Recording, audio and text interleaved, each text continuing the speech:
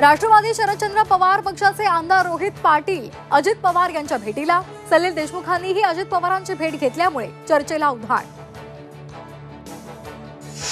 भुजबळांनी लोकसभेमध्ये विधानसभेमध्ये पक्षविरोधी काम केलं, सुहास कांदेंचा पुनरुच्चार, वरिष्ठांना सर्व पुरावे दिल्याचीही माहिती।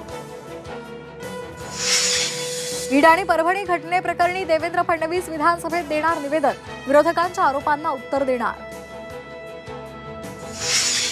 2.5 वर्षांनंतर मी पुन्हा येणार, अब्दुल सत्तार यांनी मंत्री होण्याचे संकेत दिले, सिल्लोडमध्ये सत्तारांचा आभार मेळावा।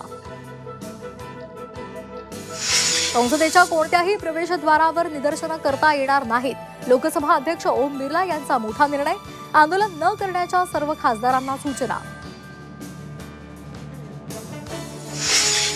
भाजप कार्यकर्त्यांची मुंबईतील काँग्रेस कार्यालयात घुसून तोडफोड आणि राडा, 30 भाजप कार्यकर्त्यांवर गुन्हा दाखल, काँग्रेस नेत्यांच्या संतप्त प्रतिक्रिया।